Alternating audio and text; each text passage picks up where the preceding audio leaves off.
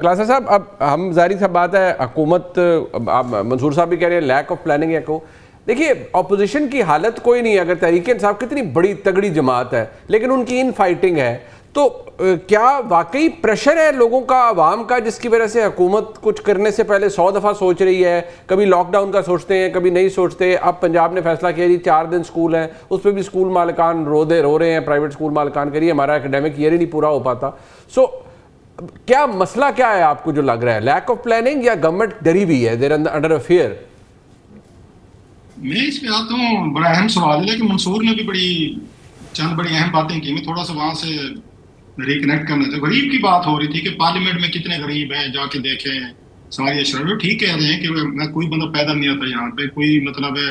आप गाड़ियों की वहां तस्वीरें लेना शुरू करें तो आपको लगेगा नहीं कि इस मुल्क में कोई कर्जा है या यहाँ पे कोई गुर्बत की बात हो। लेकिन मुझे एक और भी गरीब का भी सुन लें जरा, ताकि वो भी थोड़ा सा बैलेंस कर लें हम। मुझे याद है कि एक दफा इरशाद भट्टी साहब के ना ऑफिस बैठे थे, तो वहाँ लियाकत बलोच साहब आ गए वहां पर। मैं भी था, लियाकत बलोच साहब बड़े अच्छे आदमी, गपशप लग गई हमारी।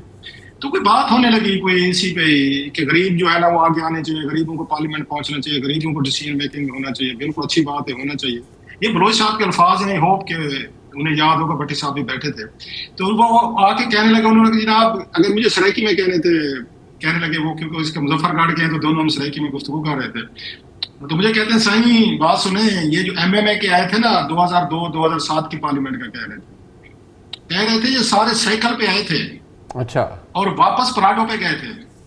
ये अल्फाज है उनके, सर मैं कोट कर रहा हूँ। तो गरीब का ये कह देना कि गरीब पार्लियामेंट में पहुंच जाएगा और गरीब काम करेगा और गरीब अपने आप अमीर नहीं करेगा, ये ब्यूरोक्रेट में, ये ब्यूरोक्रेसी में गरीब आज पहले दिन से वो अपना पेट भरने की कोशिश करे, गुर्बत दूर करेगा।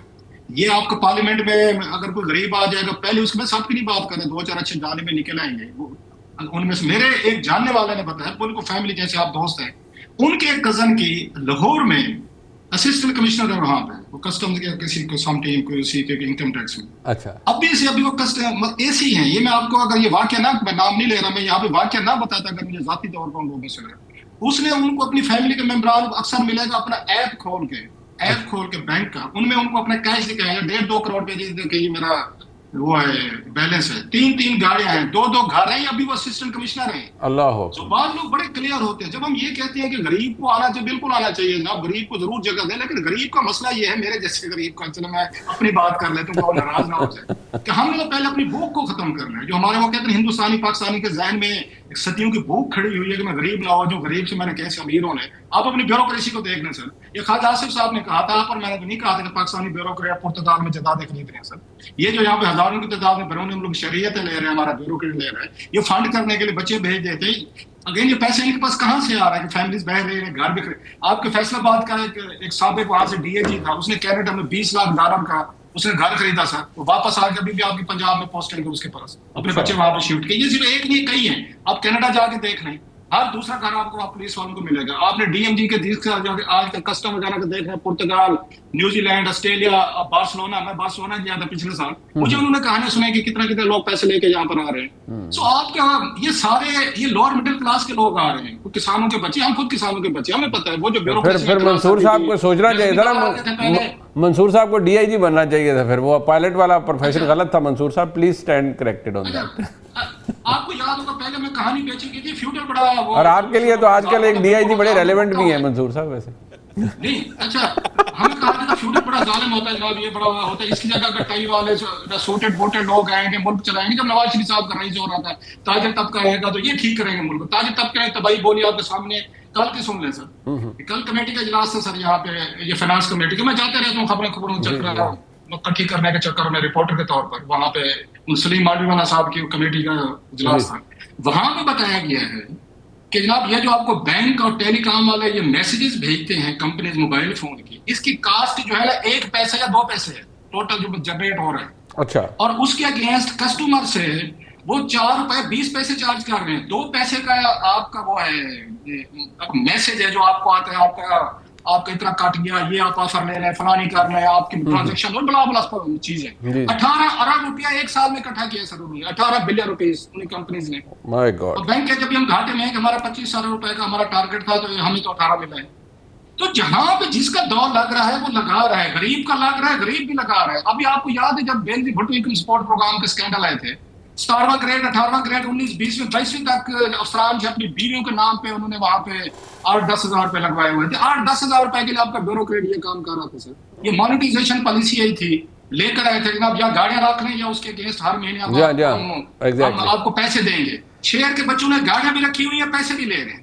सही है। अच्छा, और इनसे सुनने तो शाम को बैठ के मेरे आपके मंसूर के बाकी दोस्तों के प्रोग्राम देख के रोते भी हैं, मुल्क तबाह हो गया, बर्बाद हो गया, लुट के खा गए। जो लुट के खा रहे हैं, जो हिस्सा है, पार्ट ऑफ द क्राइम है, वो भी शाम को आपको मुझे कह रहे हैं यार मजा नहीं आया, आपने जरा कोई टाइट नहीं किया, इनको कोई गुफ्तगू नहीं की, थोड़ी सी आपको लगता है कंप्रोमाइज हो गया, जरा आपने लहजा जरा थोड़ा। ये वही कह रहे होते हैं जो बेनजीर भुट्टो प्रोग्राम में वहां पे जाकर अपनी बेगमात के नाम पे पैसे निकलवा रहे होते हैं। बट ऐसे तो बहुत कुछ कह रही है क्लासेस साहब आपने। क्या कह सकते हैं? हाँ नहीं, बात आपकी ठीक है।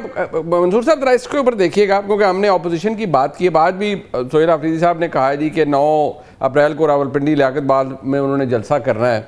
अब बड़ी इन फाइटिंग है तहरीक इंसाफ के अंदर, इतना जिसे कहते हैं ना, सिवाय इमरान खान साहब, मतलब पहले रिहाई, फिर रसाई, अब दवाई, इससे आगे कोई नहीं है बात जो कि हो रही है। और इतना बड़ा मुद्दा है उनके पास कि महंगाई हो रही है, उस पर कोई आवाज़ उठाएं, वो बात सिरे से कहीं नहीं हो रही है।